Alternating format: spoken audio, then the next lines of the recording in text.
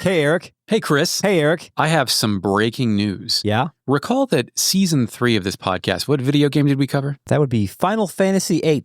That's correct. Now think about the scene where I believe it closed out disc 1, where Edea was on the parade float with the sorceress parade. And her knight, Cypher, was riding on the front, like just being an enforcer, being a badass. Iconic scene. Iconic scene. Iconic scene. Perfect. I was watching today with my wife. I know what you did last summer. Okay, I'm glad that you are experiencing that in 2025. That's a 1997 film. Sometimes we're looking for stuff to watch. It's like, wouldn't it be fun if we watch this? And then the thing that sells it is, well, it's only 90 minutes. So how bad can it be? Wow, 90 minutes. The quick answer, first act, pretty good. Rest of it, pretty bad. Good. However, there is a scene where Sarah Michelle Gellar, as the reigning fucking prom queen or something, beauty pageant winner, is riding on a float in a parade in the back, seated.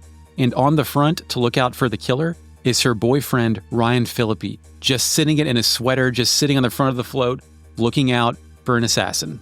Now, this movie came out while Final Fantasy VIII was in development, and I'm not saying it influenced the movie. However, everything influences everything. And can you think of another float ride thing where a princess was being, a sorceress, whatever you want to call it, was being protected by a knight enforcer who would go on to lose the battle?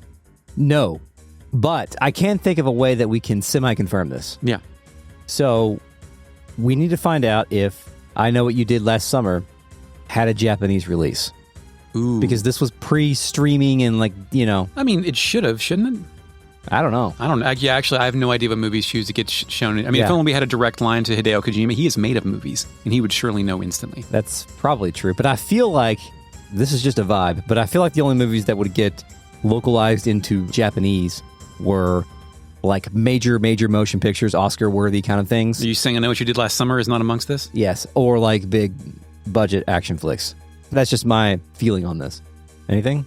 Well, Chris, I have used the internet, something we never do here. Yes. And I'm not going to tell you the real answer, but I'm going to give you the AI overview, the answer that is always wrong. Okay. It says, yes, I Know What You Did Last Summer is a title that is used in Japan both for the film and the book. It is known as Kimi ga Kuretsu Natsu, which translates to Summer You Gave Me, a Japanese title for the sequel, I Still Know What You Did Last Summer, Kimi ka Kureta Natsu 2. So, are you satisfied with this answer, Chris? I'm satisfied with this answer. So then your theory, I think we can still hold it up to some more scrutiny, but I think it might prove out. It's more solid now than it ever has been. I think this would have been known before had anyone associated with JRPGs ever watched I Know What You Did Last Summer after making a podcast about Final Fantasy VIII. I'm pretty sure you are unique to this particular scenario. Excellent. That might be your scenario, actually. You're a scenario guy for that scenario. We could have watched I Know What You Did Last Summer for the bonus content that season. We could have, and what a missed opportunity. Do you want to hear some hot sounds Mark made?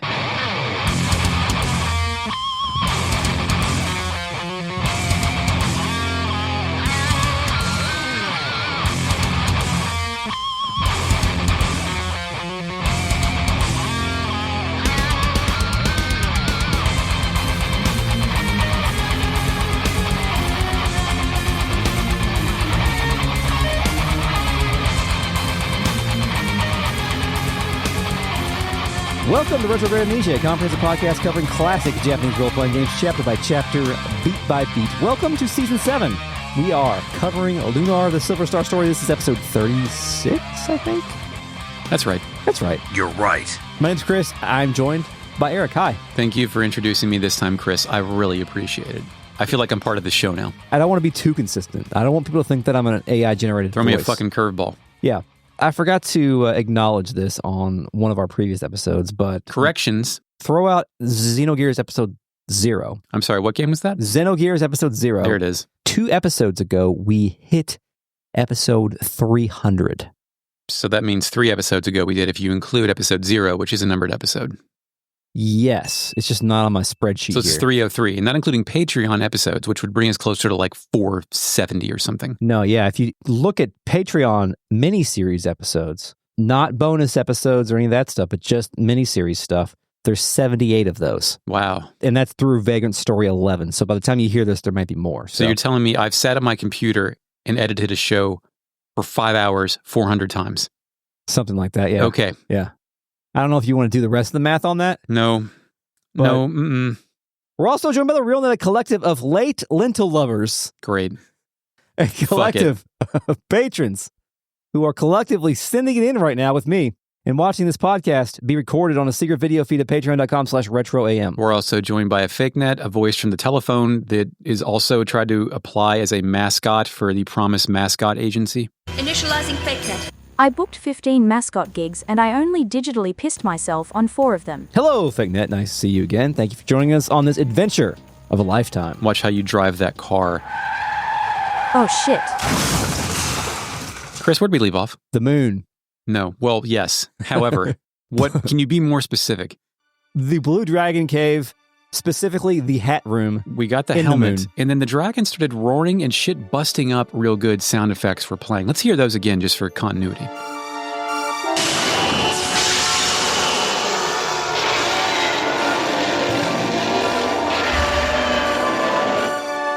Music intrigue plays, and null states the obvious. That sound came from the moon. That's a Destiny joke. What he actually says is, that sound came from the Blue Dragon Lair. Chris, can dragons have houses, or must they always nest in lairs? Is a lair not a house? Is a lair a house? I don't think so. To me, a lair is a place you hang out and dwell. You can dwell in a house, but a lair like bones, cave, no amenities. The question is, must they have, right? Must they have lairs? Okay, right. So the answer is no, and my proof of this is that for the PlayStation 3 flight simulator, Dragon Flight Simulator game Lair, Lair, it was of called course. Lair, and all the dragons were outside. All the dragons were outside? Is that true? Did you play Lair? No. Okay, so we're just taking some guesses here. Yes. All right. Yes, you cannot emulate that game. It is preserved. It's unpreserved. I don't know if that's true or not either. What?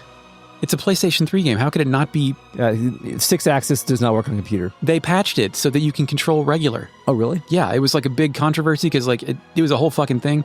Lunar bonus content Lair podcast. You want to do a Lair podcast? We're going to go get copies of fucking Lair? Does your PlayStation 3 work? Yes. Okay, that's it. Fuck it. Let's play Lair. All right. That might just be a stream. That might just be a stream idea. And we have to use 6-axis if we do it that way. Yeah. Or we get 2 PlayStation 3s, 2 streams, and you play it with the fucking 6-axis and I play it like a human. All right, we just need one more capture card then, I guess. I have one. You only has 1080p. Why would we do that again? What's the entertainment value in that? Oh, so that we could side by side see who's fucking up the lairs. Exactly, yeah. We have to stop having dinner breaks on podcasts because it's making us have too many ideas. Well, once we're fueled properly, we start coming up with fucking There's way bullshit. too many ideas in this podcast. Let's talk about Lunar. I have control and take the game back out there. We reach the Blue Dragon platform, and my dude is gone. Nash wonders what's going on. Null wonders where he is. A dialogue box with no portrait and no name answers our question. You're too late. Oh. He's already under control. It's Phacia. She teleports in, hovering in the air over the Blue Dragon platform. Kyle gets nasty. He says, I should have expected to see you here, witch. Does he say witch in the PlayStation He says version? witch confirmed. Congratulations. Now, I should note, and this is something that I think that Lunar doesn't do much of, but like Phacia has her very own like idly floating in the air and hair bobbing animation on her sprite. Yeah. Which is not something that we get a lot of in Lunar 1, at least. Also, of interest, I think this is very interesting. We have seen Phacia be somewhat sympathetic to our calls, thank you. And, but she's still on the clock, right? But she's still on the clock, and she's here, but she does not bring a boss monster. This is a good point. There is no boss fight here. Kyle continues. After all, why should the Magic Emperor do his own dirty work if you're ready and willing to wallow in the mud for him? You think that causes another crisis of empathy for Phacia? Like, maybe I am the baddies type thing? I don't think that Kyle can introduce a thought into Phacia's mind that Phacia hasn't already had. That's a good point. Because that's the kind of guy that stupid. he is, yeah. Jessica is more direct and to the point. She tells her, give up now, Phacia, and we won't have to hurt you. Mia doesn't understand why Phacia is doing such a terrible thing.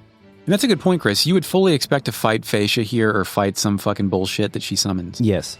Well, I guess you had to fight the Brainiac. Brainiac, yeah. Whatever. But I think Brainiac just lived here. Yeah, I mean, also, yeah, there was no Phacia in Sega CD, so. Good point. Excellent point.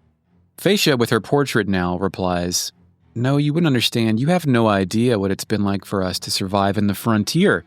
And you don't know what it will take to turn the dreams of my people into reality. This is a constant question I have about the Witch Sisters and, well, specifically about the Witch Sisters, is are they vile tribesmen or are they just trying to create a fascist state in order for the vile tribe to do things for them? I think they are genuinely have lived on the frontier. As for why only they look like that and the rest of the Vile tribe we encounter look like goblins, I don't have an answer to that, really. Yeah, is Vile tribe like an ethnicity, a species? We are currently thinking harder about this than anyone who made this game did. There is a lot of attention paid to beast and man living in harmony, that type of thing. And by a lot, I mean some. Okay. But there's no explanation as to why there are human girls, all of which are age 23 and attractive with tattoos.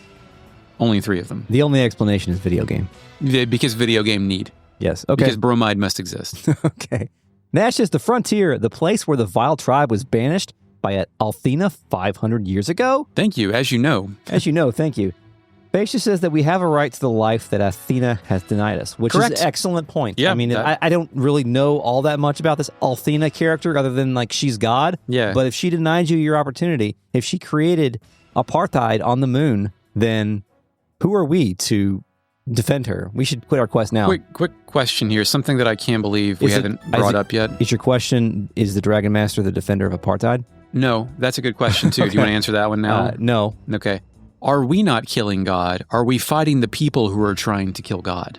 Must they kill God? Yes, will they kill God? I think they are trying to kill. The Galleon's whole plan is to at least take control of Althena. I expect that when he's done eliminating humanity with Althena, he is going to, he will kill God. So as traditional as Lunar is in its trappings and its age and its origin, is it interesting that in this game you defend God rather than kill God?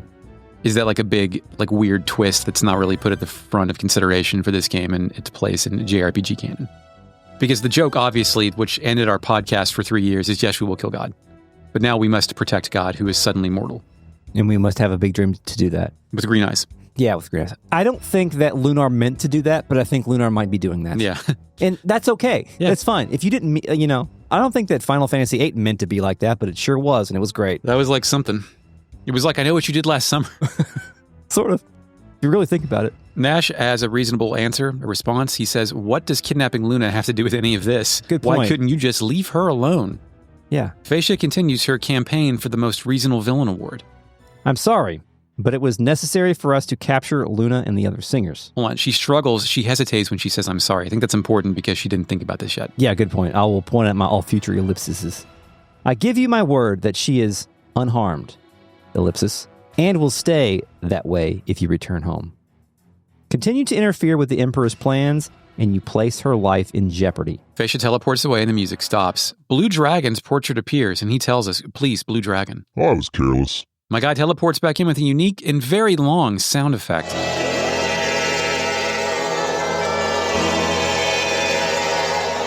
Music sadness plays, and the Blue Dragon, now struggling to speak when speech came so quickly before, continues to talk.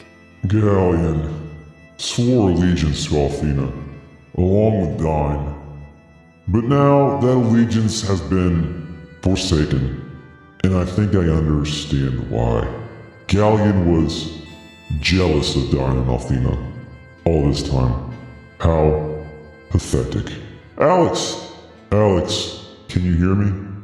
Alex says yes. Blue Dragon continues. Alex, I beg you to become the Dragon Master and protect the goddess from Galleon. She, 15 years ago, her power was low. Low, L-O, and then it cuts off. Maybe lost? Lost. Lost? Yes, I think broken shards.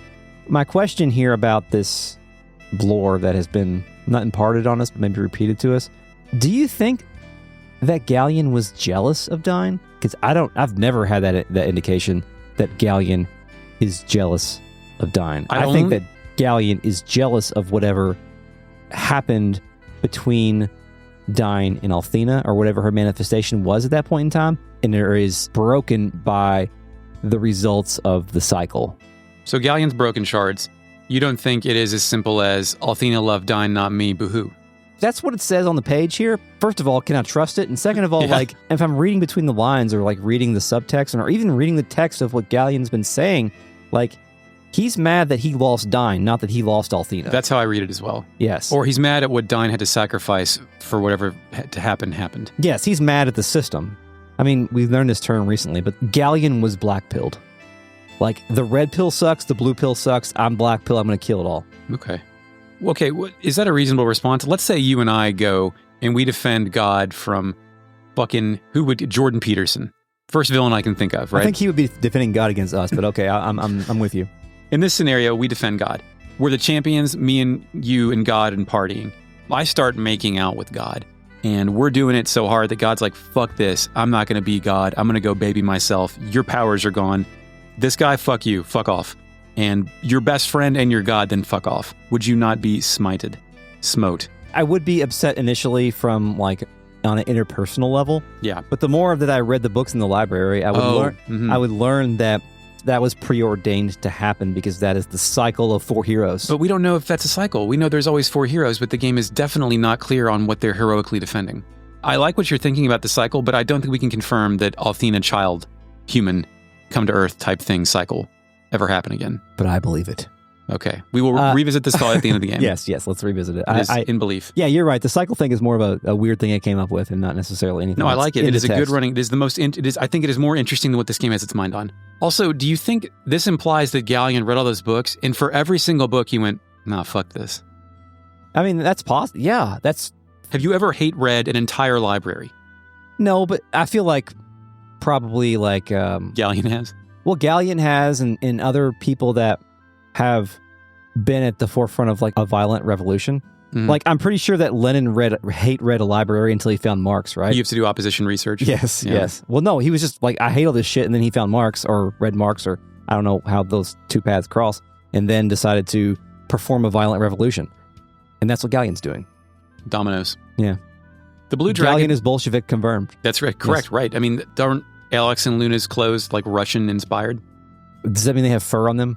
Okay. Well, no, I think there was the artist said they were inspired by, remember? Like, no, I don't remember. I wasn't just bullshitting, that's actually... I thought that was something... FakeNet, what am I thinking about? Initializing FakeNet. Character designer Toshiyuki Kubuka, in the Lunar Design Materials book, stated that the priest and priestesses of Althena were designed with elements of the Russian Orthodox Church. Like beyond the dental assistant. Yeah. You know, we've gotten away from NPC dialogue for quite a while. Isn't it a bit nice? It's like we're doing a real podcast. I know, again. and in the real net, the dude just said, I may not be sober enough to observe this hypothetical, which is something that we have not had the opportunity to do in a while just because of all the NPC stuff, but it's coming back around. The blue dragon then disappears. Null arches his back and screams, no, a few different ways. Null makes a definitive statement. Alex, we can never forgive Galleon for what he's done, never. Alex says Null's name. Then we line up to get the hell out of here. Mm-hmm. On our way out, Nash stops to ask a question that nobody can answer. He says, if the dragons can't fight the Magic Emperor and the Vile Tribe, how are we supposed to? Which is kind of a good answer. Dragons can't beat him, but certainly the Dragon Master can defeat him because the Dragon Master is able to harness all the powers of the dragons, right? Yeah, but the dragons are all fucked up. Like, Dyne actually had dragons potentially with him. Like, that'd be cool. For this cycle idea to continue, the dragons would also have to be vanquished. I mean, there's certainly not going to be another white dragon born in this game, right? Oh, absolutely not. No way. Would you like to go for a third of a page on the whole Blue Dragon shrine on Sega CD? Yeah, page me up. On Sega CD, music Silver Spire plays. Like the Red Dragon, the Blue Dragon is represented by a flame spirit, but it's blue this time. It tells us its power is fading, but it gives us a helmet and tells us evil cannot stand before those who remain true to their heart. Good. We collect the helmet, but fuck, music Vile Tribe plays, and Zenobia beams in. She uses a slur against Alex. She calls him Dragon Boy. Oh, I love that slur. Then she commands Nash to snatch the helmet. Nash does it. He says, yes, Mistress Zenobia, as you wish. Zenobia tells Nash he has performed excellent undercover work. Nash tells Zenobia that he's happy he served her so well. So Nash is Sanchezing us. This is a double betrayal. Because Nash has already fucked us once. That's true. At least in Sega CD. I feel like he was a little bit less willing at that point in time. Yeah, and we even forgave him. This is bullshit. Zenobia laughs, and she calls us all fools and teleports out of here with Nash. Music Silver Spire resumes on Sega CD, and Null can't believe this shit, that Nash was a spy for Galleon all this time. Mia can't believe this shit either. She's the most betrayed by Nash. Null can't believe this shit again and tells Alex, I feel sort of like I'm on a bad Dr. Jones adventure. Dr. Jones adventure. Dr. Jones adventure. Like, who's Dr. Jones? Would that be the not Nebraska Jones, but Indiana Jones? Henry Jones. Yes. Correct. Okay. Can we scroll to the Yeah, we can scroll to the Sega CD. Fuck it. Yes. I think we have already said we can't. No, we can't scroll the guide. That's right. Okay. It's been a while since we've scrolled. Victor hasn't had the control for a while. Check this out. That's 54. There's something also just so dissatisfying about, I'm in a bad Dr. Jones adventure. It's very dissatisfying because, first of all, they're not saying Indiana Jones. Yeah. Which, like... They can. Copyright, whatever. Yeah, I mean, you could probably say it. You could probably fucking say it. You could probably say it like a, I think that's like fair use. It's not the right word there, but it is fair. Also, there were no bad Dr. Jones adventures at that point. I mean, Temple of Doom kind of sucks if you ask me, but on the whole, it's a positive series. Lyton, post Blue Dragon, music, Song of the Blue Dragon plays. Yes. Hey, I wonder if any of the NPCs have different or interesting things to say after we get the Blue Dragon killed. I didn't really find anything interesting, but I did find a lot of things that are different because everybody is now sad that the Blue Dragon is gone. Apparently, the message has reached the town. Yeah, but their good music is still playing through the wind holes. Yes, which I think allows them to remain hopeful that the Blue Dragon will one day come again. Is this like you never see anybody crying at Disney World? Who said that?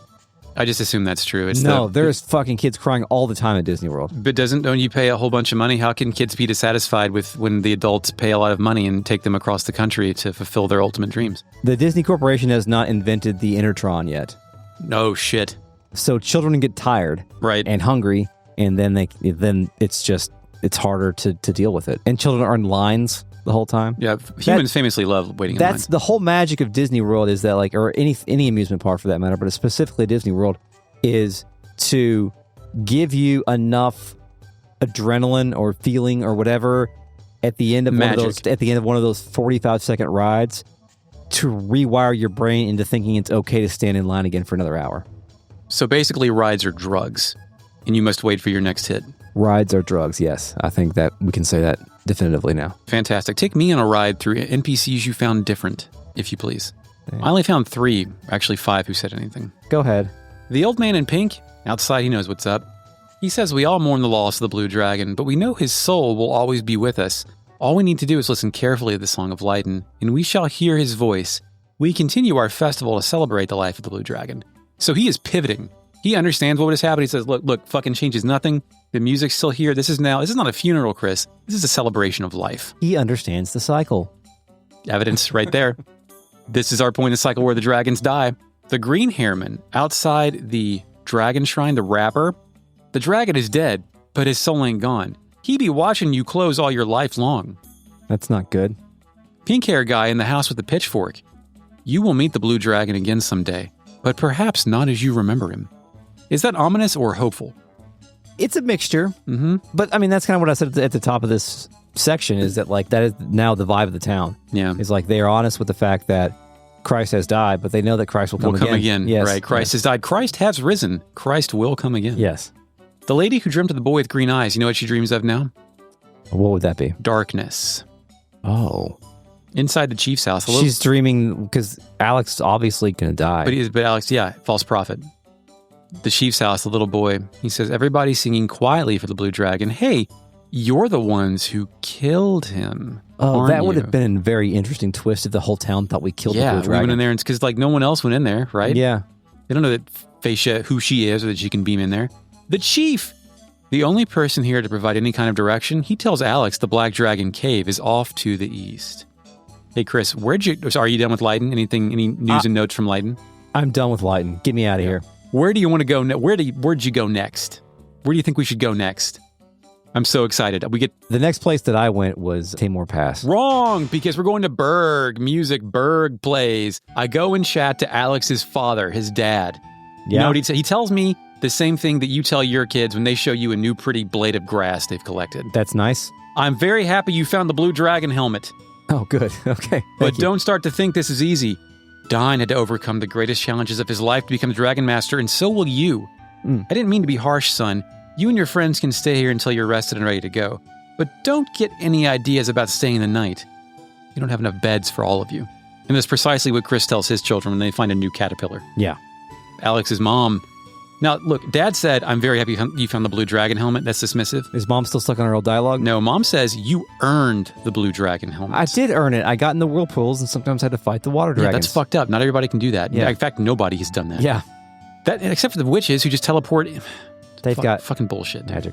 That's fantastic, Alex. You're almost ready to fight the Magic Emperor, and you're almost ready to save Luna from her evil prison.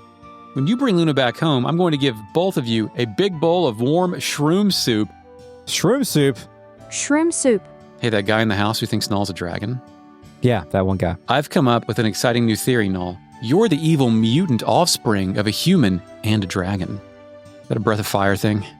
Evil? No, I think it's just a weird thing. Weird, kid making fun of another thing. Null tells this guy to be quiet. Kyle tells Null, I think you're still just a cat with a genetically confused identity, Null. Null says, I've been thinking about taking a trip to the frontier to see if I can find any of Null's relatives. The guy says that, not Null.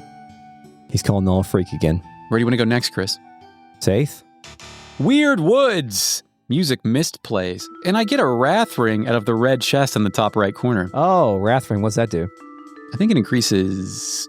Hey, Fake Net. I think it increases attack, but I'm not entirely sure. I think you're right about that. It's okay. Fake No, Net. fuck off. Take 5. Take 5. What? Human skulls? Popsicles? Oh, 5 minutes. I hope you won't need me for 5 minutes. Where do you want to go next, Chris? Safe? Safe. Nothing is here. But I did open the red chest in the southwest house, and I get a protection ring. Hey, Chris, when I was in the area, around Safe, you know where I went? The old lady, the old hag's house, the sea hag? Yeah. Yeah, I got the red chest in her basement. There's a silver light in there. I also chatted up the hag. Tell me if this is new or old, because I haven't been here in a while. Okay. Galleon captured the white dragon. I sensed he was a bad boy, but not in that way. Quark is the first victim of Galleon's treachery, but he will not be the last. I don't think we've ever checked in with the old hag since that moment, except for like when we were doing We did something with her. We've been back there. The ice mace thing. The ice mace. Right. But I don't. That may have been pre-Galleon. And congratulations on saying mace correctly this time. What did I say, mace? No, you said previously, 2 episodes ago, you said maced. Maced. Mace. Hey, Chris, where do you want to go next? I think I'm just ready to go to Tamur Pass. We're going to go to Maribia. There's nothing new there, but I did go to the sewers via Master Mel's dojo and open up that red chest for a silver light. Oh, did you go do a ritual around Master Mel's body? I did, of course. But to get there, I did the Jessica escape magic in the dungeon down there. Do you know where that takes me? Ramus' shop? Correct. Cool. I also opened up the red chest in the middle house for 2000S, and that's great. Mm-hmm. We're done. I go to Althrina's shrine. You know what's there? It's nothing? Nothing. Good. Oh, this is the best. I go to Vane, where City of Magic plays. Yes. Go to the Cave of Trial. Remember the Cave of Trial? I've been down there in a long time. Check with those guys? I went and talked to everybody down there. Can you believe that fucking bullshit? No, I run into the Brett like. You know what he says? The same thing? Nope. He says, "Oh, Mia Asa, once I would have begged for you to help me out of this cave. Now I've made it my home." Mia is shocked. She tells him nobody should live here. Nash tells this guy, "What a sad little man you are. Instead of facing your destiny, you cower in the darkness to hide your fear." The Brett like gets upset. "I'm not afraid, boy. I just don't have a reason to leave. When I entered the trial, all I left behind was a cheating wife and a mountain of debt. And it only took me a few weeks of wandering around to realize I'd never make it to Vane. This is my destiny, boy." Mom calls him pathetic. Talk to the wizard down here. I'm glad his arc came to a close. Mm-hmm. Yeah, what did the wizard have to say? The wizard shocks Mia's down here. She says, "What are you doing here?" He tells her this place is far too dangerous. I find another Brett like deep down there near the entrance. You know what he says? Deep Brett like. What's he say? "Mia Asa, please help me escape this cave. Have mercy. Come on, I'm begging you." Mia says, "Sorry, sir, but I'm not allowed to give hints." I get a devil pendant out of a red chest down here. I go back up to Vane proper. Yeah? I talk to Lemia Asa. Oh yeah, what'd she have to say? "The blue dragon helmet? You have passed the 3rd trial. I'm impressed, Alex. I'm thrilled." But Mia shits all over it. Galleon struck again, mother. "The blue dragon is captured, just like his brothers." Didn't we establish the red dragon was potentially female? Or did it just like read that way? Feminine? No, I think it read feminine, but I do believe that Null or somebody said something about it being Gender questionable. A female. But the blue dragon also did say brothers. So, who knows? Lemmy replies, "He was a wonderful dragon, and he will be a luminous soul in the next world. Next world confirmed." She Good. continues, Hell confirmed. "Galleon, you cruel bastard." She continues, "Galleon's power continues to grow, Alex. You must stop him quickly. The trial of the Black Dragon is all that remains for you, and it is the most difficult. You must succeed, Alex. You must become the Dragon Master." The Dragon Boy. We're done with Vane, unless you want to chill here for more time. I don't want to. No, City of Magic stops playing. Okay, where do you want to go next? That's right, Chris. We're going to Nanza. Music traffic plays. There's a red chest with a crystal pendant down the barracks. Isn't that some fucking shit? Nice. There's nothing new here, but I go get that silver light out of the red chest at the top of the South Mountain Pass. I talk to a helmet guy when I'm down here. He says, so you met with Damon? Well, how'd it go? Did he tell you how to beat the Magic Emperor? Null tells this guy. He knew a lot of stuff. He didn't know that. The old man here. He says, you children went to the Marriott Zone? Did you visit the volcano? And did you find any hot springs? Kyle takes this one. No, but there should be a few in about 5,000 years or so.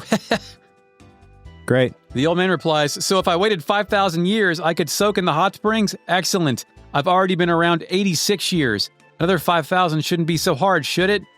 Jessica tells him, I think you'll be taking a dirt nap long before you get that hot soak.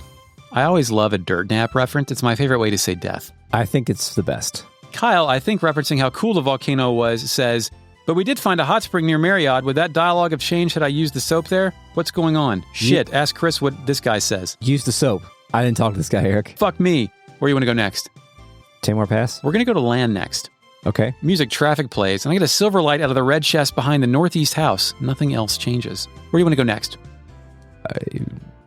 You only get one guess. Reza? That's correct. Okay. Music Thieves Bazaar plays. Chris, do you think there's anything new in Reza? No. No, there's not. Thank God. The thing I'm looking at tells me there's a red chest behind the building on the west side of the town, but I'm not seeing it, and I give up. Okay.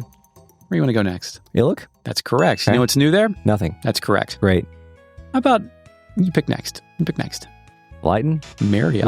We just left Lyton. You want to go back to Lyton? See if anything's changed? We've been there? How about Marriott? Marriott's fun, yeah. Music traffic plays. There's a silver light in a chest behind the southwest house. Nobody has anything new to say, thus concluding our most recent world tour. See you next time.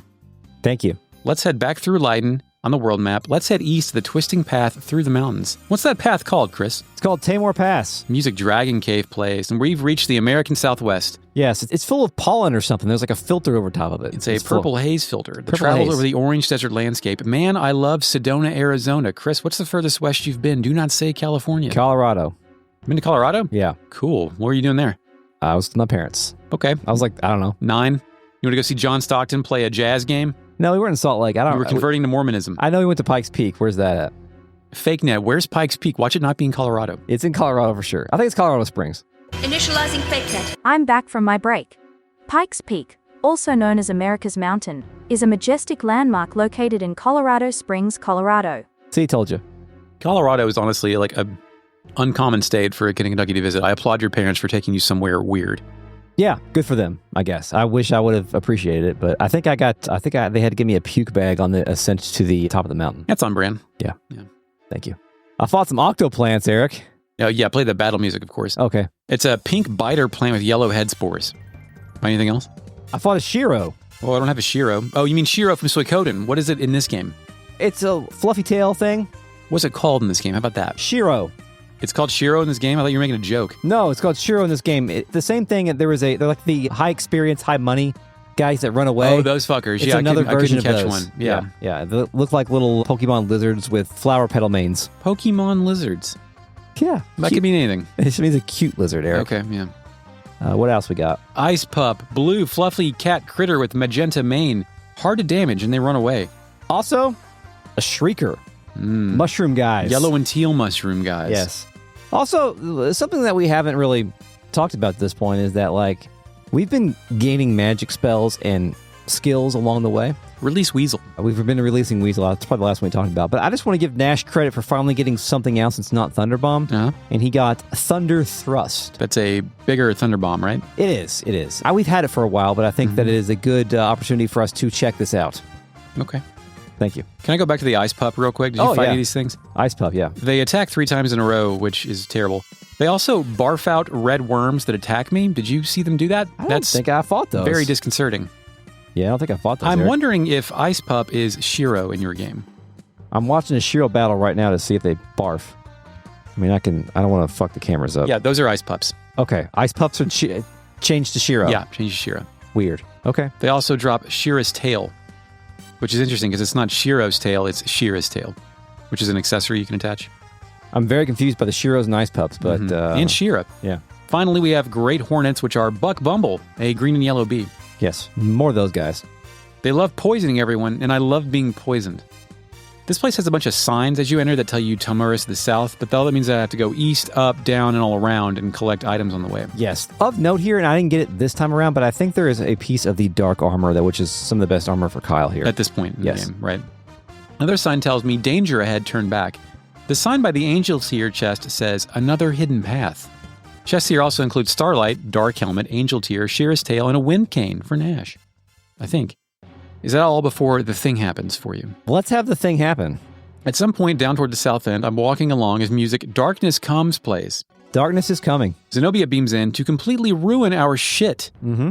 Kyle hits her with words of intimidation. You filthy wench! Come here and let me wrap my hands around your scrawny neck. Pretty violent, but they did not edit that out of the remaster. Chris, how often do you want to choke women? Loaded question. Do not answer that. I don't ever want to choke women, Eric. Good response, Chris. I don't ever want to choke anybody. Me neither. Sinister. Hey, if the fake net were real, would you kill her? No, I need the fake net. It's important. Zenobia readies a response. The only physical contact you'll have with me, little man, is when I stomp on the head of your cold, rotting corpse. Wow. Harsh. Your search for the Black Dragon ends here, Alex, as does your pathetic little attempt at life. Capital letters. Attack. Attack! Attack. Zenobia steps back, and 4 monsters beam in as music stand and fight plays. Yes, we must stand and fight. Against what, Chris? A Carapace Knight. Times 3. And a Dark Sorcerer. Carapace Knights are heavily armored stone-colored knights, and Dark Sorcerers are masked, fucked priests with goblin hands and a nice orange vest, something you could buy at Dillard's. Yeah, I think their masks are bird masks. Oh, you think so? They look beakish. We're on the left side of the screen here instead of the right, which is strange. Uncomfortable. This is our first reversed battle screen. Oh, good point. It does maintain the alignment of the characters when we were on the world map. So maybe. I do Flash Cut, Thunderbomb, Blizzard, Sonic Riser to eliminate these jobbers. Dodge this. Is that from the Matrix or does Nash say that? Dodged. I think Hero and Lunar 2 says that. It's fucking sick Lunar 2 pull, Chris. Just one of those Lunar things that stuck in my mind. I thought that Alex was the one that said it, but I've not heard him say it yet, so. No, Alex just says, yeah. Yeah! Yeah. Well, that was easy. Back at Tamur Pass, music Darkness Comes resumes. Zenobia is still here, and Jessica gets on the mic. She says, You could attack us with 1,000 monsters and it wouldn't matter, Zenobia. I'll kill all of them and then I'll kill you. Fuck yeah. And don't bother begging for mercy because you'll get none. That's a pretty good promo. Like, that's almost Victor level of like, fuck you and fuck your shit. She should have had him on. You mean Victor from Suikoden? Of course. Piss on you? Oh, right. We're talking about multiple Victors. I'll piss on you. Yeah. Victor with a K. Well, you know Zenobia, Chris. She's got some comebacks ready. Yeah, she says, I was planning on turning into a statue like your pathetic father. It'd be very funny. Yeah, it would be. But now I'll allow the vile tribe to desecrate your tattered remains instead. That means I'm going to kill you and fuck you? I don't think that Zenobia is having any regrets about her current course of action. No, Zenobia is like completely all in. Yes. You're never going to pull something like that out of her. Yes. Shit, dude. She beams in 4 Carapace Knights and 2 Dark Sorcerers as music stand and fight resumes. Alex only has 2 MP left. For you? Yeah. What I did is this dungeon has like multiple paths that are dead ends, but there's treasure. So I went and got all the treasure chests and then left and healed, then came back and did a critical path to get to this point. That's a good way to do this game. You especially have to do that in the original Working Designs localized version of it, just because it's so difficult. Like that essentially you eventually do the dungeon twice and it takes care of the grinding for you. A great game design. I'm glad that they really wanted to preserve the way that the original developers wanted to make this by making it even harder and you having to go through everything, so I can't take it back to EB Games. It's a multiverse. It is a multiverse, thank you. Flash Cut, Thunderbomb, Blizzard, Sonic Riser. Fuck y'all. Well, after I beat their dicks into the dirt, music Darkness Comes resumes again. Kyle lies, telling Jessica that we can't keep this up much longer. Yeah, this is not true. I have plenty of MP left. I don't know. In your case. Zenobia says, one more round and that little worry will not be a relevant concern any longer. Ha ha ha, ha ha ha. I thought surely we're not going to have to face a third round of this shit. Yeah. But then, massive arrows, lances from those fuckers on the Anna Orlando rooftops blast in. Oh, those fuckers. And annihilate the remaining Carapace Knights and Dark Sorcerers.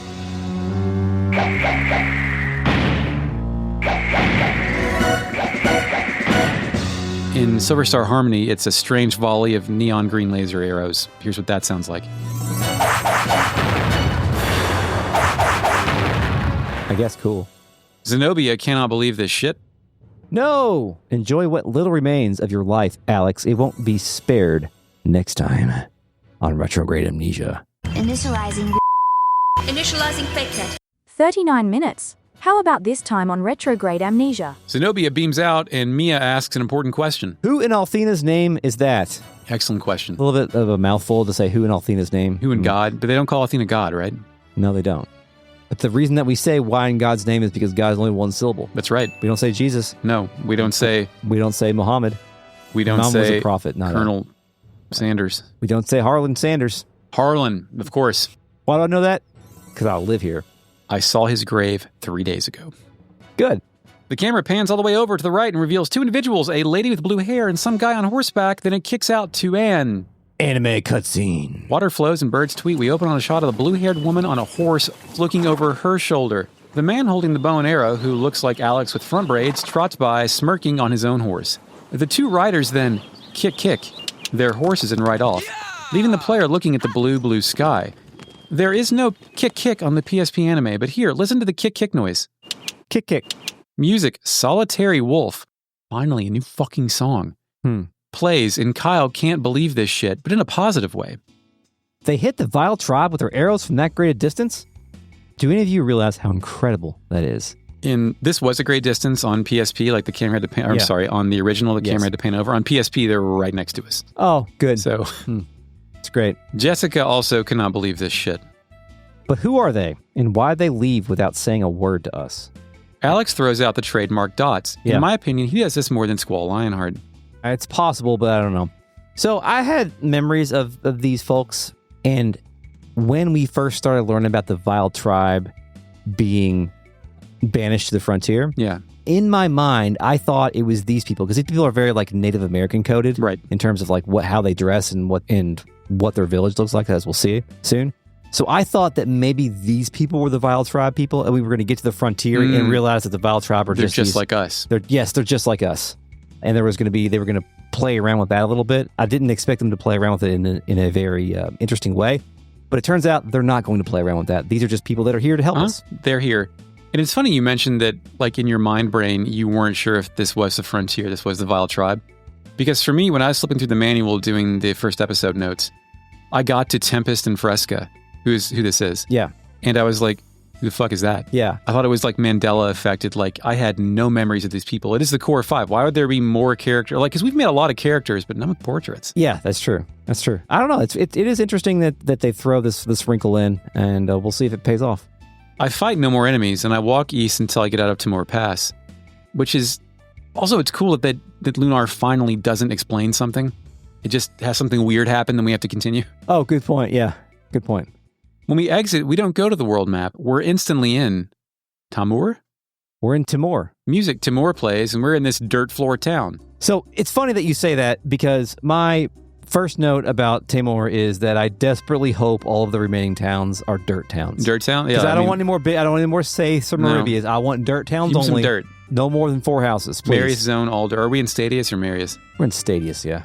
New building types made of stone walls and flat wooden roofs. I say dirt floors, but you can see bits of silver stone poking through the dirt in some areas, implying there was once a stone floor here, but dirt has overtaken it. This is like I was surprised that we're not on the frontier yet, because this is a frontier town.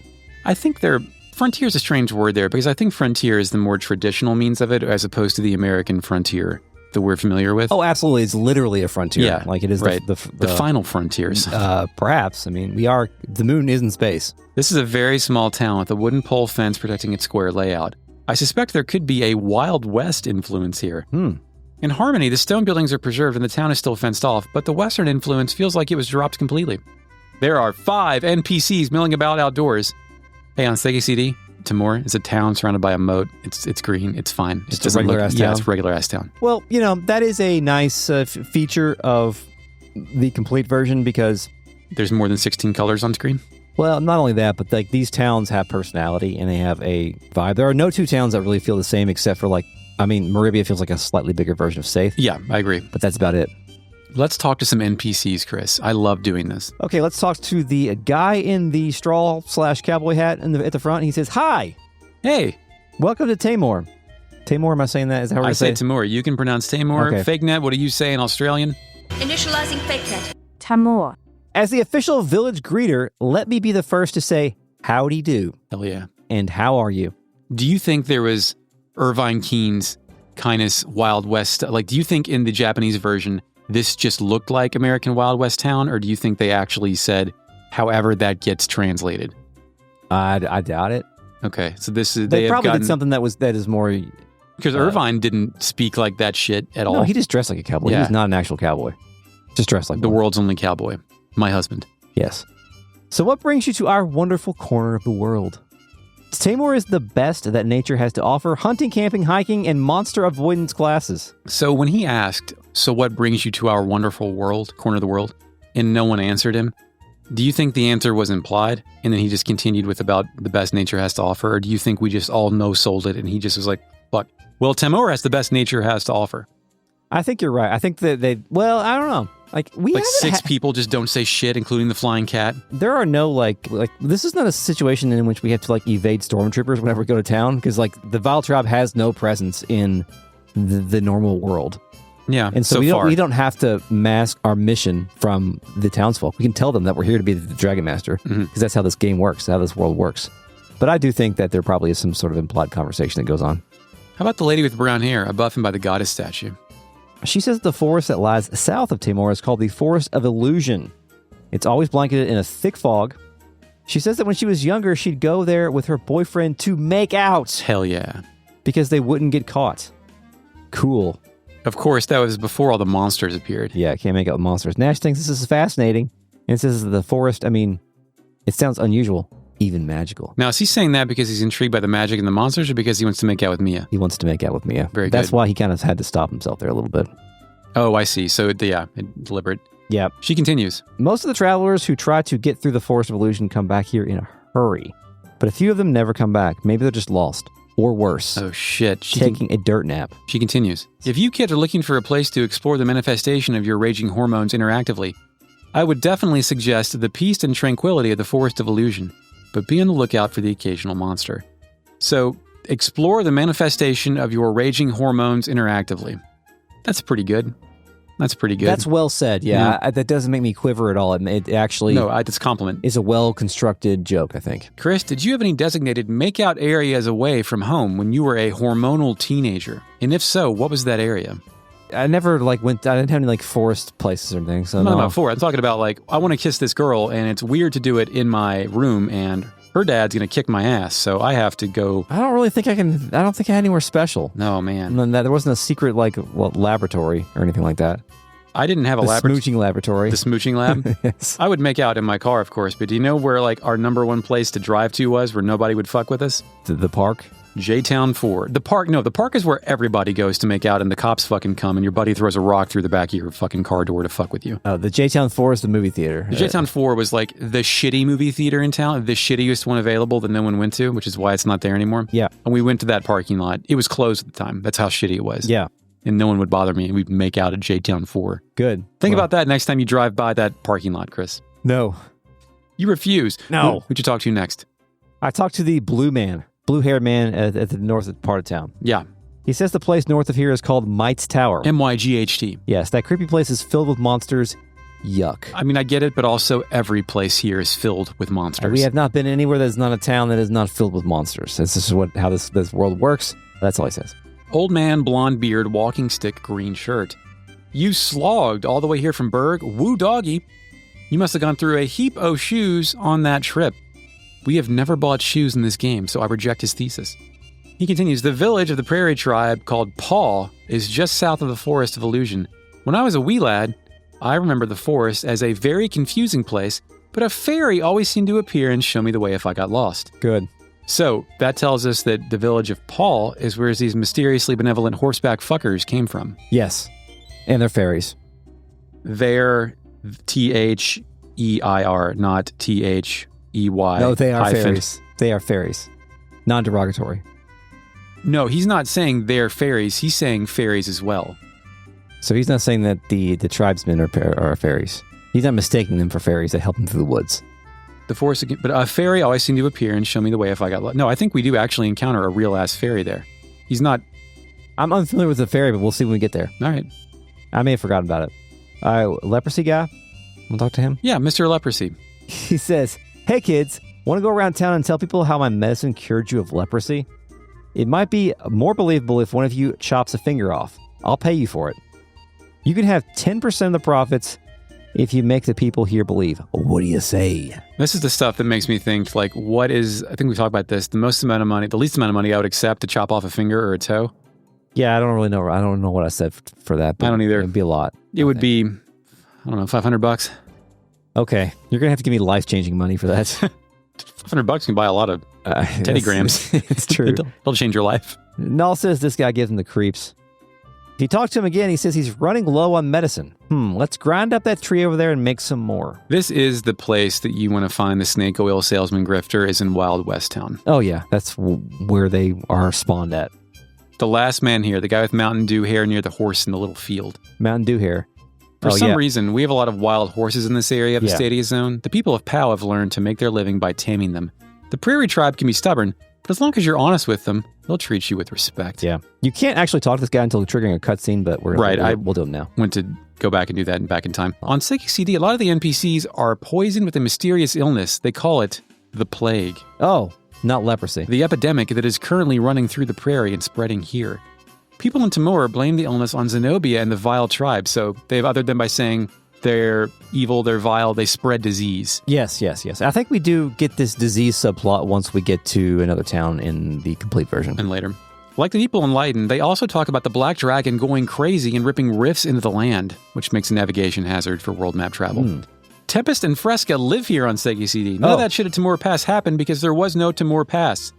They get their bouncy intro music. There's also more to them here and now, but we'll get to it later when we meet Tempest and Fresca in PlayStation version. Love PlayStations. Also, in this version, does Fresca ever tell us her name is short for Francesca?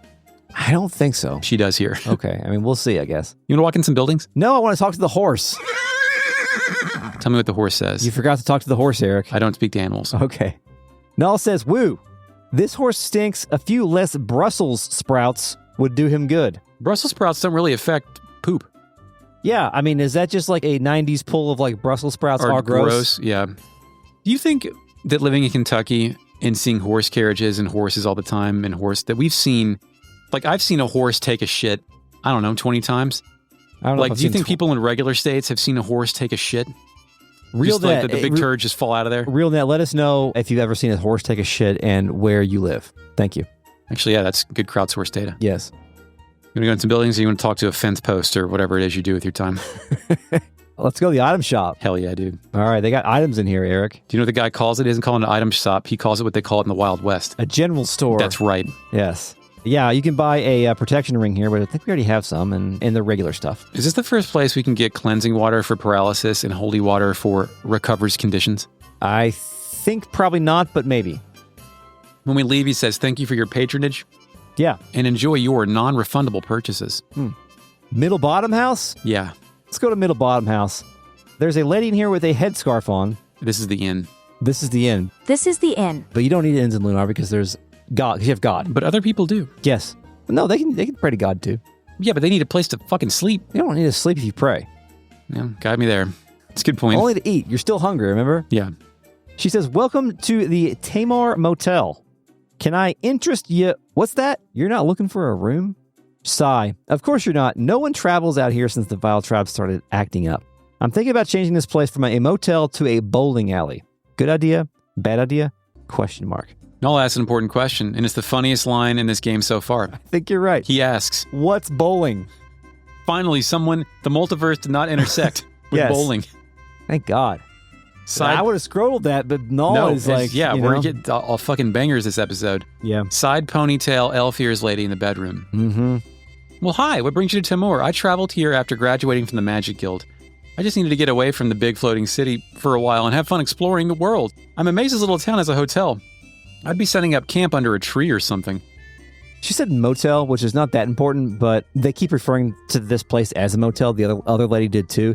I think they wrote it that way for comedic effect because motels are shitty, and this place is shitty. I remember the TLC lyric, motel, hotel, Holiday Inn. At the hotel, motel, Holiday Inn, I said, if your man starts acting up, switch and take his friend. Is a Holiday Inn's not a motel? Or is I think that was the distinction. FakeNet, what's a Holiday Inn? Initializing FakeNet. No. Holiday Inn is generally considered a full-service hotel, not a motel. A motel is a type of lodging primarily designed for travelers who arrive by car, often located along highways or roads. It's a simpler, more budget-friendly alternative to a traditional hotel, typically with direct access to parking from the guest rooms. Motels are typically a great place to get handjobs. I remember, do people even use the word motel anymore? I don't think so. Like, what was this? Was motel just like less cost, less amenities? I always thought that a motel had only one floor and the doors opened to the outside. Okay, so it's like that big line of shit made from like 1960 to 1975 that for some reason is still in business. It's not like a multi-stack floor. Yes. It only exists now for to do drug deals and... Love hotel. Love hotels, yes. Love hotel. Like I said, hand jobs from either good friends or trusted strangers. You in the bar? Let's go in the bar. There's two green-haired guys with blue shirts drinking at the bottom left table. The right one says, I always come here after work and wind down with a cold brew and a tasty drumstick. Althena should have quit after she made beer and chicken because nothing could be more perfect. He continues, the first beer is always good, but the second one is always better. Hick. Is this guy drunk? Yes, two things. Let me address this first. I don't drink anymore, but beer and chicken is the taste combo of the Lord. Like chicken wings, I mean. I can't... You don't like beer and chicken? I can't sign off on that. I also no longer consume alcohol, but beer never went with any food for me. Oh. Except, no, I'm sorry, let me take that back. The 32-ounce Dos Equis with Mexican food. Okay, I was never a Mexican food plus beer person, but I did really enjoy having a tasty brew with chicken wings. I don't know why that combo works so well. These associations, like any kind of chicken wings, or does it have to be a specific spice on these things? I don't think it didn't matter. All available. All right. Anyway, yes, this guy is drunk. He hicks once, right? Yeah, you hick once, you're drunk. And also, he just started blabbing about chicken beer. wings. So. Yeah. Oh, he's drunk. I'm very drunk indeed. Oh, God. That was drunk guy number 9. The left guy says, I don't drink, but I like to come in and hang out with my friends after a hard day's work. Besides, what else would I do? Go home and spend time with my wife? Hey, fuck my wife. Am I right, guys? We should have had a fuck my wife counter in this game. People who hate their wives. It would have probably reached at least 5, right? And at least 5 to 6, which is all you need. But there was the one wife who wanted to shove the broomstick up her husband's ass. Oh, the mop. Yeah, the mop. Yeah. That's right. Yeah. He continues. Yeah, quarreling spouses count. Quarreling spouse counter. Fuck me. I'm thankful to Althena for blessing me with such good friends and such a good job. As for my wife, well, I'm sure even the goddess makes mistakes. Man in green, drinking, top right table. Yeah, he's drinking. Yeah. Tamur's quiet. Tamur is close to nature. Tamur is perfect. Blah, blah, blah. Blah. I didn't move here for any of that. I moved here because the liquor is so good it makes my spine quiver. Wow. If this booze is any better, I might become a stinking drunk. Oh, wait. I already am. A self-admitted drunk. Oh, he's drunk. I'm very drunk indeed. Oh, God. That would be 10, making the drunk guys counter now even up with the Ramus Fatphobic counter. Who will win? Stay tuned. Bartender. Hey, new customer, you're going to love it here. Tamur's clean water makes for some great liquor. Any of you want a sample sip to taste what I'm talking about? Fucking sample sip. There's an excellent... I just watched this right before I came over. Judy Gemstone at some point when she catches BJ getting dinner brought to her from his coworker. She's a lesbian, and she looks at her and says, are you with my husband because you want to sample suck some clean dick? Because guess what? I know what you are. You're one of those benevolent lesbians out to meet a hot guy, make friends with him so you can sample suck some clean dick. Which is, sample suck some clean dick is a line that no human has ever said before. But the fact that this just said sample sip to taste, like it's the same cadence of it. Yeah. So I'm sorry about bringing sample suck some clean dick into the podcast. Somebody in the writer's room is playing this game. Maybe. Or maybe this is a term that is more common than we know. Yeah, I've heard sample sip to taste and sample suck clean dick. I've never heard sample applied like that. Yeah, me neither. Huh. I'm sorry. Anyway. I apologize. Kyle tells the man, it's against my personal belief system to turn down free booze, so I'm honor-bound to accept your invitation, kind barkeep. Jessica shits all over it. I don't think so, Kyle. You've never been able to use the words one and beer in the same sentence. The bartender continues, it's been my experience that any city with clean water and great liquor is full of beautiful women. No, Kyle said that, not the bartender. Jessica shits all over that too. She says yes, and they get more beautiful with each drink, right, Kyle, dear? My next note is, Laike is here, time paradox, don't mention that yet. Yeah, same for me too. I also triggered that. Any more houses, Chris? There's one with a boarded up door, but then there's also a top left house. Yeah, what's in there? There's an old man and a woman in her bedroom who is probably also old. She says, my husband says the Vile Tribe is nothing to worry about, but I think they're preparing to attack. She's been watching Fox News. She says they want to take revenge on the goddess and on her children, on us. This is the grandmother. She says, I wish my grandson would accept nature for what it is and shut his whiny little cake hole. Oh, I'm terribly sorry, but that little moron gets my bloomers in a bunch. I've never wanted to move here in the first place, but my grandson insisted it would do me good. Wrong. I've been miserable since we arrived in this godforsaken town. Didn't you say husband earlier was in this house with her? Yeah, there's an old man. Maybe we're in a different house. Green overalls guy is the grandson? No, I think we're in a different house. This confusion is about to go on for a while, but Eric fucked up. They're thinking about different houses. My notes say top left, but I'm not sure. I mean, maybe I labeled it wrong. I've got residential house top left. Well, the green overalls guy in mine. Yeah. They may have changed it in Chris's Let's version. combine Who the both fuck houses. knows? Yeah. These houses are combined, yes. I helped my grandma move here after Grandpa passed away, but I thought she would spend the rest of her days in a peaceful place far away from the noise of the city. But now I find out the Vile Tribe on the frontier has been sighted near here several times recently, and monsters have appeared in the Forest of Illusion. I think it's time to move again. I brought Grandma here because I thought it was safe. I was wrong. No place is safe these days. So that continues with like the Fox News I'm afraid of shit themes, but I think we're in the same house. We have to be because there's no other house. Old man beard with a beard, right? I've got green overalls guy and Grandma. Okay, well, in the top left house. I'm going to read the beard man, and then we're going to we're going to get to the bottom of this, okay? Because I've got some more video. What's the beardman say? He says, long ago, an adventurer passing through Tamur told me that the Vile Tribe lived in the frontier. I worried for a long time about what those monsters were doing out there. No, I don't wonder or worry about the Vile Tribe anymore, but my poor wife does. So I also have a top middle house, which is the house that you were talking about, I think. Yeah, I helped my grandma move here, yeah. Okay, so I completely missed this house and assumed that was the same house. Yeah. That's fucked up. Top middle and top left houses have been combined. We've covered them, we're moving on. We're not fixing that shit. Armor shop, there's a jester hat girl in the back. He tells us the boy in the weapon shop is going to take me with him to the Forest of Illusion and show me a big secret. Oh no. Yeah, that seems bad because we've already heard that this place is a make-out thing. Is this going to be, he's going to... Finger blast. She continues, do you think the secret of the forest is a big pile of treasure? Or maybe a big pile of candy? Yeah. Yeah, candy. Kids, follow me. I've got candy. The vendor here says this is a small town shop with big deals on first-rate armor. Take a look around and see if you don't disagree. I bought silver armor for Alex and Kyle. It's light and strong. Cool. Got a spirit robe for Nash. It's sewed by sorcerers. Got Saint's robe for Mia. That's delightful duds. And I got radiant clothes for Jessica, which is a sacred robe. Did you get the item description on the lucky bandana? No. It says, do you feel lucky, punk? Clint Eastwood? The scrotal? I mean, yeah. It's a quote, but I'm not like quivering. I don't know. That feels like something. You don't have to quiver for. I don't think so. I don't know. I think it's acceptable to leave this in here and it doesn't feel weird. No, I think it feels fine. I think that actually is like everyone says that when you fucking dress up like a cowboy for the first time. Okay, I just wanted to make sure that passed the it passes the sniff test. The scrotal test. Yeah, to sniff a scrotal. The scrot test. Yeah, this scrot is not odoriferous. Weapon shop. We go inside, and there is an helmeted, goggled, caped armored man standing here shopping, and he says, there ain't a person in town who ain't talking about the Vile Tribe.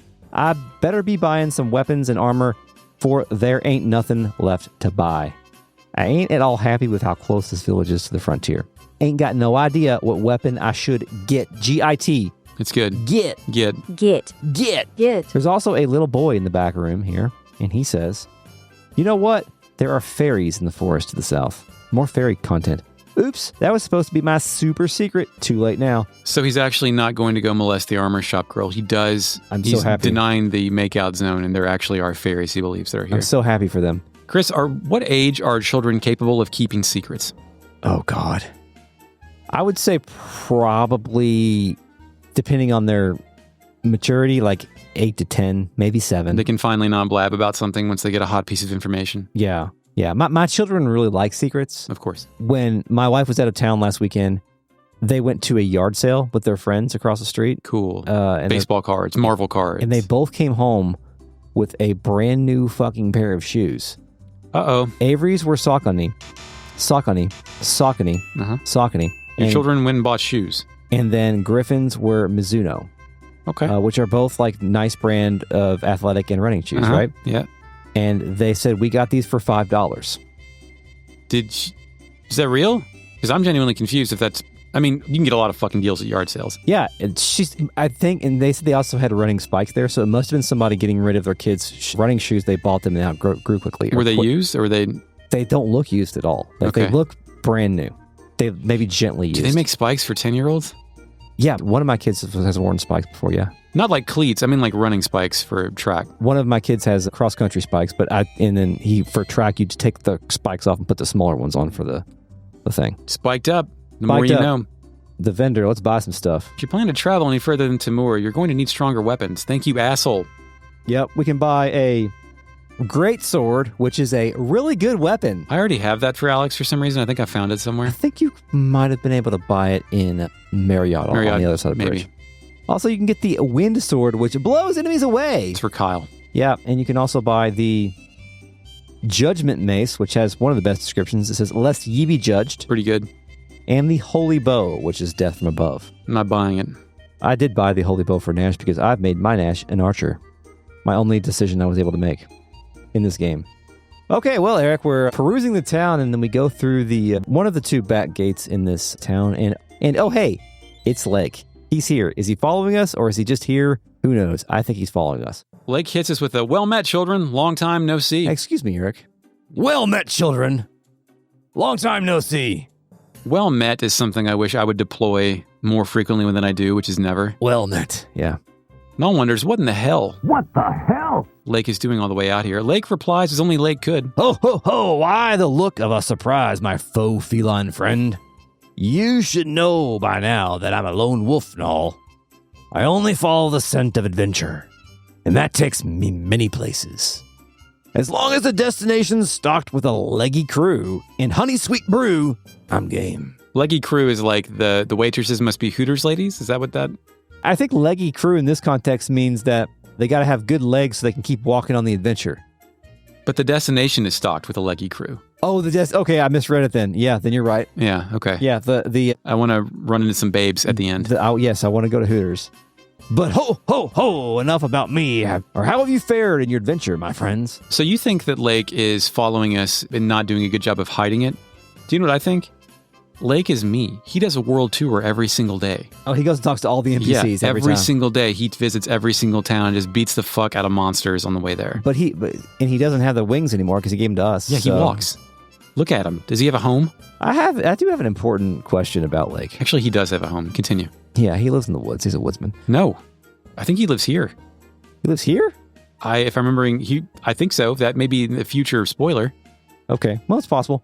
Anyway, that blows my mind, actually. I think he lives in the fucked up house that's blocked off. Oh, maybe so. Does Laike have retrograde amnesia? I don't think so. Heard you throw that out there later. I think he is deliberately withholding information. So if he's deliberately holding information and then just appearing when it seems to be convenient, then I think he is monitoring us without interfering as much as possible. He's making sure we stay on the right path in case we get lost. Yes. Even though that provides no mechanical advantage to the player. Yes. Fortunately, the world here on Lunar is linear. There's only one way to go. I mean, you can go to the hot springs forest early. You know, there is a little give in there. Null tells Laike that Alex got the blue dragon helmet. Ah, you met the blue dragon. Impressive, Alex. I expected no less of you. Hey, is this Dine's gear, or do all dragons have like a stock of this shit? Of what? The blue dragon helmet. Is there only one? Like, do they have like a whole pile of those back there? It's like a gift shop thing. So did Dine have to give them back? Or were they magically beamed back? You know what I mean? Like, or is each one just a manifestation of power that just suddenly appears on the That wearer? makes the most sense economically when it comes to like the dragons distributing this stuff, because like there's no way they're gonna like size and fit be able to get it back. Yeah, they give you the armor and then they give you a self-addressed stamped envelope. Right, so that happened all the time in the 90s before you die. Yes. Anyway, he says all that remains for you is to meet the black dragon and gain its prize. Once you accomplish that, you shall achieve what you most desire. You shall become a full-fledged dragon master. I have the stuff of legends, my boy. Jessica lies and uses a fucked up metaphor. The only fly in the ointment is that none of us has a clue about where to look. Yeah, how does that metaphor work? Isn't a fly in an ointment like some shit that got stuck? Yeah, that's why I said it's kind of a fucked up metaphor. Yeah. It's not, I mean, it is, but it's not, you know? Maybe the only... Stop thinking about it. Blemish. Mia tries to add context. My mother once said that the Lair of the Black Dragon... See, Lair. We should play Lair. My mother once said the lair of the Black Dragon was located on the frontier and that it was guarded jealously by the vile tribe. She also said the only way to get there was by flying. Laike goes on one and presents another flying solution. I don't know anything about finding the Black Dragon. That's a lie. But I can help you get airborne. I can help you get high. Yeah. There's an old inventor named Might who lives in this neck of the woods. He's a bit strange. But if you asked him, I know he could easily build a flying machine for you. The only problem is that Might isn't really a people person, so you can't all go to see him. But one of you should be more than sufficient for this job. So what do you say, Alex? Are you up for a trip to Might's tower? That's great, Chris. We get a choice. I'd love to go, or I'll stay here for now. I tell him I'll stay here for now, because in this fucked continuity, I still have not finished poking around Tamur. Same with me. He says that, well, I can't say your lack of enthusiasm doesn't disappoint me, Alex.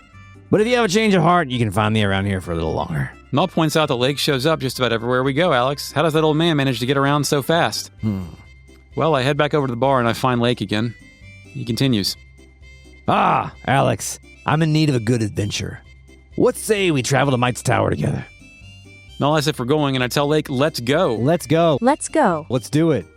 Alex says, I'd be honored if you take me with you, sir. Laike replies. Oh, Laike is fine, Alex. When you call me sir, I feel I'm even older than I already am. Is this the first time Alex has spoken to Laike? Did he speak to him when we...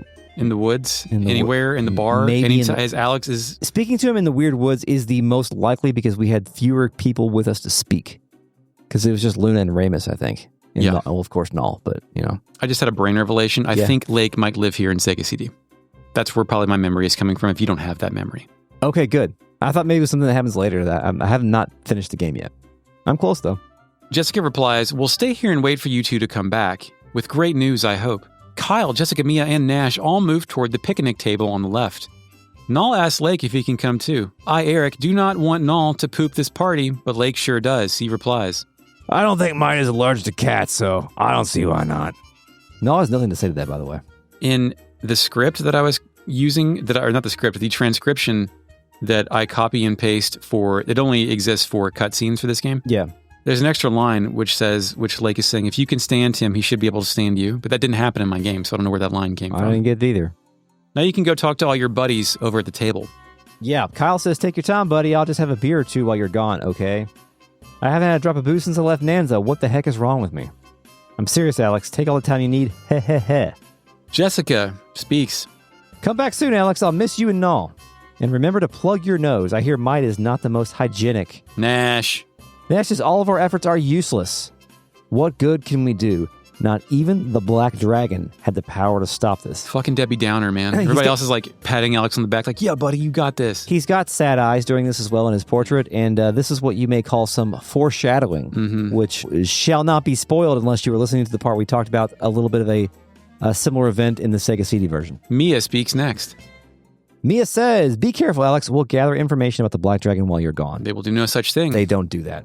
As best I can tell, the only NPC that forces Laike dialogue is the one by the gate who tells us Might's tower is full of monsters. Because now you have Laike in your party. It's Alex and Laike. Yeah. And Laike, did you talk to this guy by the gate? I don't think so. Laike replies, don't worry about it, Alex. Those monsters aren't strong enough to hurt us, at least not while you're with me. Ho, ho, ho. When I exit Tamur to the north, Laike says, Might's tower isn't too far north of this little hovel. It's just the kind of walk to challenge these adventuring bones of mine. Oh, oh, oh. I think hovel is an insulting word. Usually. On Sega CD, Laike lives here. His house is here. He tells Alex he needs to get to the Goddess Tower, and he needs a flying machine to do that. Then he tells Alex about Might, who might be able to build one. Also tells us Might is sensitive about body odor, so only one person can go see him at a time. That's the reason given, is Might is self-conscious or something. Yeah, and I think that that's in the behind-the-scenes stuff, bonus stuff, as something that was added by Working Designs, right? Yeah, he farts. Yeah, he farts. Yeah, he farts. Also, gone. Left my brain. Also RealNet? Yeah. Also RealNet. Initializing RealNet. Remember I was going to say, wasn't a fart also added to Elemental Gearbolt? I don't remember any farting in Elemental Gearbolt, but I think some guy was like walking up and farted, like when they were telling the king about something. Well, hey, I love farts too. Dragonzord says the flowchart points towards killing God. I agree. Always. Helmel says the colonizers always think decolonial liberation is fascism, but it turns out the Dragon Master is an imperialist. Oh no. It's possible, but there is no, like, hegemonic body or entity that rules over the world of Lunar. That we know of. That we know of. That we know of. Other than God, I guess. I mean, we also don't necessarily know how much of the moon that we're covering, right? Oh, yeah. Like, what if this is only, like, what if the moon's Jupiter-sized or something, and this is just a small... Like, the rest of the Greek gods have, like, a one-letter difference dominion over... Yeah. When we're talking about Galleon's motivations and his being in love with Dyne specifically. Yeah.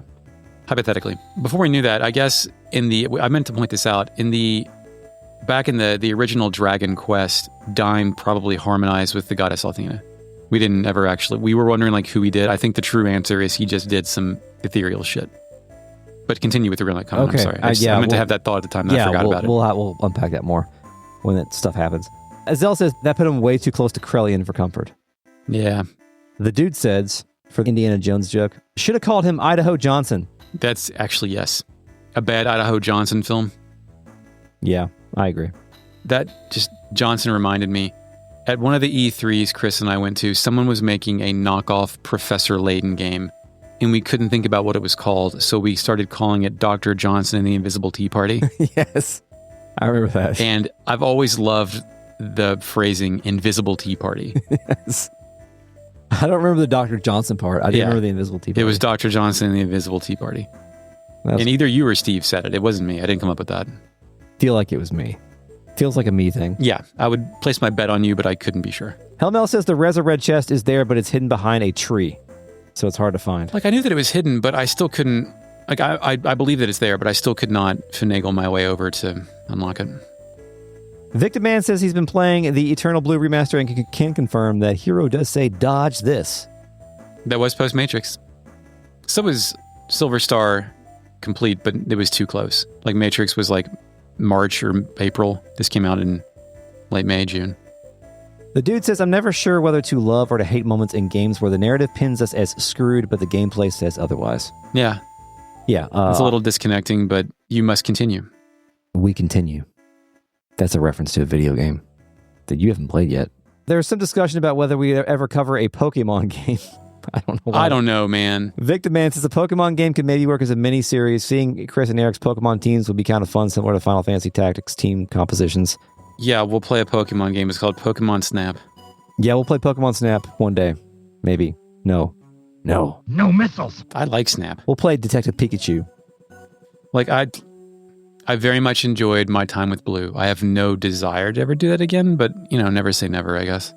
There's just not enough there. There's plenty there. There's 150. Victim Man also says the Sega CD version is interesting because there are aspects I prefer, like the general vibe and atmosphere, and some of the extra dungeons are cool, like the Dragon's Angel dungeon and Alex having magic. I think I would be enjoying watching and maybe even playing the Sega CD version more if I played it with the patch that made font lowercase. Because the uppercase, it really does. Like, it fucks with my interpretation of the game. Like, I don't like looking at it with totally agree. Eraser says, I've seen a horse take a shit, but I don't know if Texas counts as a regular state. I mean, Texas it is the most state. The dude says once in Minnesota. WP says yes. I've seen a horse shit. Dragon Source says lots of times in California. Okay. So everyone is, it's an American thing. I've seen no non-American say they've seen taking a horse. Like, we shit. have a higher than average amount of horses in this damn state. Azelle has also seen a horse, but also grew up in a farm. Victim Man, as a Michigan deer, I've seen a horse take a shit because you can find people that have horses in the suburbs far outside of the Metro Detroit area. Man, we're all just horse girls, aren't we? We're all horsey. We're all horse girlies. I think Eraser agrees with me. Hotels have hallways, motels don't. End of story. That is the outside. Yeah, that is. I can accept that definition. The horse thing's fascinating. Not that people have just seen horses, but also because horses just take shits wherever. You know what I mean? That's true. I mean, you can't really see a horse without seeing a horse take a shit. Have your children seen that? Have you had to explain what the fuck's happening? I don't really take my children near horses. We don't do. Well, I mean, there's the carriage thing downtown all the time, right? Well, there is a place that's not too far from here that I haven't actually been. I'd like to go sometime, but my wife takes the children to a farm up here where you can like go and feed horses carrots and feed goats and stuff. Hang out with goats. Goats should be banned from children. They're too demonic. Can I share a fucked up story? Maybe I've told this before, where I went. One of my cousins is very much into horses, and also her daughter's into horses. So they had a birthday party at a horse barn thing. A horse party. Yeah, and this was in 2011. So that's either a long time ago or not that long ago at all. And for an activity, there was an old horse that was just standing around, and the children could take paint and color the horse. I think you've maybe told the story before, and we were trying to just determine if it was animal abuse or not. That's right. That story's too fucked up for me not to have told at some point in the last 6 years, but this is the first time I've thought about it since the last time I thought about it. So if we have any new listeners, that's fucked up. Like, my wife and I were sitting there like, should they be, the horse didn't seem to mind. I don't know. Yeah, but maybe it's more of an appearance thing, you know? I'm sure it was non-toxic paint or whatever. Like, it wasn't like they weren't spray painting the horse, but it was like paintbrush. Like, you've seen people with like their dogs painted like different colors and shit, right? What? For like a Halloween costume or something, like they paint their dog like green or something because their dog's Yoshi or whatever. Does the dog lick the dog? Can you? I don't really know the mechanics of this. I've seen the pictures of these dogs like on the internet. And the internet's not real. So. And all the comments underneath say like, you're abusing your dog. Yeah, I mean, like, if the dog expressed a desire to become green, I would fulfill that wish, obviously. But yeah. Okay. Sorry. Just checking. I mean, I don't know. It's fucked up. WP says, is it strange that I expect Dyne to shoot us out of a mana cannon? Mannequin cannon? You know, in the Secret of Mana games, in order to travel, the fast travel is being shot out of a cannon. You started off that sentence with and no, I did not know that. Okay, cool. So, question mark. Wow, that's fucking crazy. I don't love it. This especially, like, this, I'm looking at the horse photo right now. Yeah. And not only does, like, I'm not sure about, like, how the horse feels about this, but also it looks bad. The horse looks old and fucked up. Like, it's got, like, 3 good months left. Also, the paint looks bad. Yeah, well, it is children trying to paint a horse. I don't know. How old is this photo? That is from September 5th, 2011. So we got 14 years almost. Wow. I keep my camera roll that long for whatever reason. The horse is thoroughly restrained as well. Yeah. Are its back feet bound, or does it just look that way because of the girl's hair? I can't tell. I don't want to think about it. Gives a shit. You know what I want to do? In the podcast. Let's do it. This episode is a production of Retrograde Amnesia, recorded on May 17th, 2025. Thank you, Mark, for the intro music. I think that's it. I think you got to end on top. You can find us on Bluesky and or YouTube at Retrograde Amnesia or our internet website, retroam.com. You like us? Well, support us on Patreon at patreon.com/retroam. Get ad-free episodes, early access to those very episodes, bonus episodes, which are not those episodes and are more episodes, mini-series, which are not the bonus episodes, but they're the mini-series. Thank you, Chris. And live streams, which are something completely different. Until next time, Eric. Have a big horse. And now you may go back to sleep.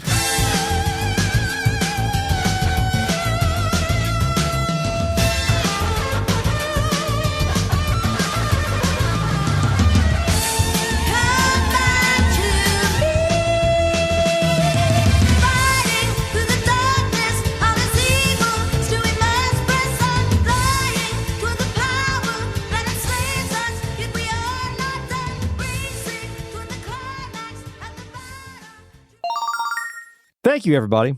Thank you for joining us at this weird time that somehow ended at about the same time. What are we going to do for bonus content for Lunar? Besides the regular stuff. We never really did think about anything, did we? Because we're still in the middle of the miniseries. I don't know. The streams count? I don't know. No, you don't have to do anything, but or anything special. Oh, well, you know what you're going to do. I had an idea that I thought was wonderful, which is we bullshit about whatever for 60 minutes while eating a communion wafer every 60 seconds. And the only point of like, friction I found there is if it's blasphemous and offensive enough to at the timer, the ding goes off every 60 seconds if we must say the body of Christ to each other every time. Like, that could get a little fucking offensive toward believers, which I don't actually want to offend. Okay, I mean, it doesn't have to be wafers, though. No, I think it explicitly has to be wafers. For one, I'm not doing fucking McNuggets again, ever. 2, wafers are paper thin and digestible. You can eat 60 of those fucking... What else can you eat 60 of? Don't say popcorn. Popcorn? That's about it, really, I guess. Wafers and popcorn? I choose wafers. Almost no nutritional value. Those things fucking stack. They will not put you in a diarrhea situation the next day. Okay, well, Dragon Sword says that for bonus content for Lunar, we could do something moon-related. You want to watch Moon, the Sam Rockwell movie made by Duncan Jones? I've always wanted to watch Moon. Have you not seen it? I know the twist. It's pretty fucking good. Yeah, it's always been something I wanted to watch whenever I want to watch some high-minded sci-fi. I don't know that it's high-minded. Well, by high-minded, I mean... not lasers? Not lasers. Thank you. Not space westerns. Anyway. Hot sounds. Body of Christ bonus episode is a fantastic idea. I'm sorry. It's a very good idea. It just feels like it needs to be a Xenosaga thing, though, for whatever reason. It doesn't feel like a Lunar thing. Wafers are shaped and colored like the moon. Well, anyway. We can't really do anything. Did I have the idea during Lunar or during Vagrant Story? Because that, if I had the idea during Lunar, it is a Lunar thing. Lunar encouraged the idea. I know that it was talking about like communing with somebody. And it feels like that's more of that's more of an Alexander O thing. Yeah, that's right? a good point. So it probably was Vagrant Story. No way to tell, unfortunately. But sadly, this is not recorded, so we cannot check it on the internet. Anyway, we're also joined by the RealNet, a collective of doggone doggies. No. Okay, fine. Hold on, wait, dog on or dog on? Dog on dog means like dog fucking. There's no way I'm letting that. Okay, I'm scratching that one off. Fucking doggy style. I'm deleting that one. This is like just being disenfranchised. Like, red-haired little girl. She says the Blue Dragon likes happy songs. That's why we sing for him at our festival. Oh, that's the same. Well, no, she doesn't know he's dead. Yeah, that one doesn't know he's dead. I thought that was the G-Wizards. Oh, I got a new video. Let me switch video. I'm willing to bet that I didn't go do anything. I just went to the next place. So, yeah. Yes, I'm feeling very maced. Chris is full and not hungry. Maribia, I'm sorry. Let's keep the bit up. Enjoy what remains. The room is turned piss yellow. What is going on? Hold on, let me fix that. I imagine this happens 100 times a day to you. No, it only happens when we do the fucking podcast. Like, it only happens when, like, okay, sometimes Cover me in piss. Make it piss again. Sometimes I come down here and the lights are a different color, but it never happens when I'm down here. Can we fix it so that if we start screaming during the Lair cast, it turns red and becomes our Lair? I mean, can these be like sound control? I know, but I'm talking about like sound control. Like if it reaches a certain decibel, can these things fucking turn like hell red? It's possible. That sounds possible. I mean, it's possible. How much work do you want to put into this fucking joke? All of it. You talk to him again. He says he's lunning row. Yep, that's how he's doing it. Besides, what else would I go? I'm thankful to Althena for blessing me with such a good... And I ain't got no weapon.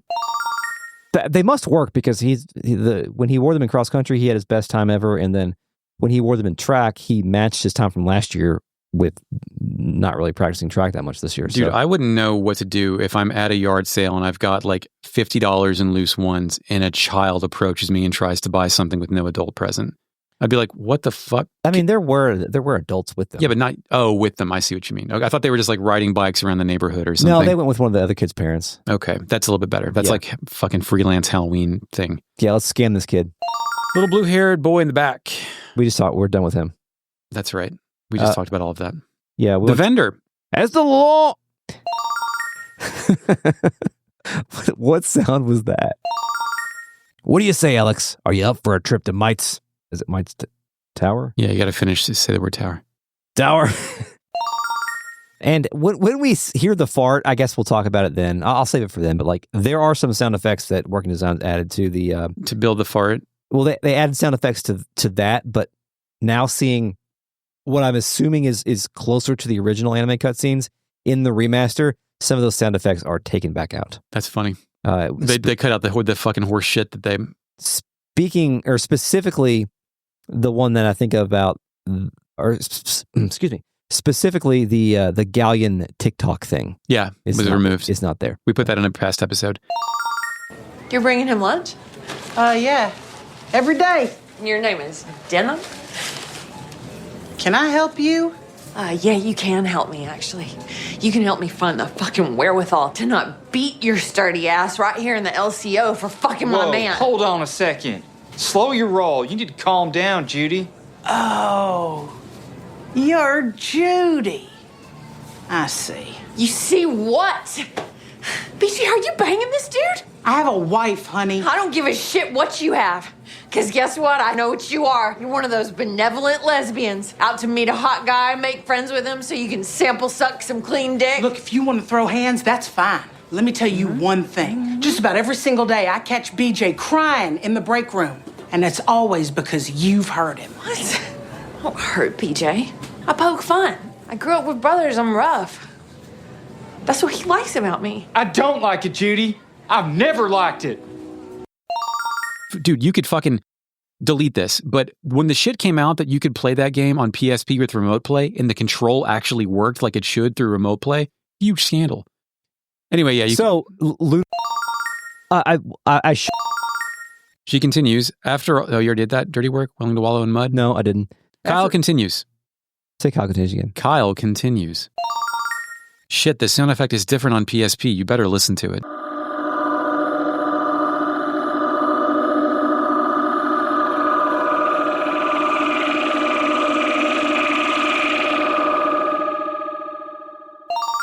How pathetic.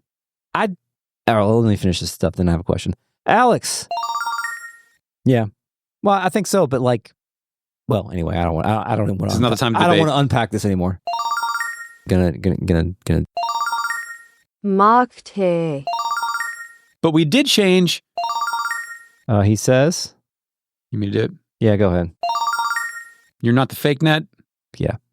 All right, I'll add the button. Oh, I thought you were just going to have it say it. She continues. Oh, I didn't get anything else. Hey, on Sega CD, what? Go ahead. Yeah, go ahead and do that first. And then on Sega? Does he say anything else before I press the button? No. The only problem is that my fucking video got all fucked up. Lake doesn't say that, partner. Might's tower isn't too far from north of it. Isn't my? It's. Azelle says that put him. And to eat that tonight once again. What's this pile of corpses? It looks like they were all slashed by some kind of sword. Couldn't be. What? Nothing. Playtime's over!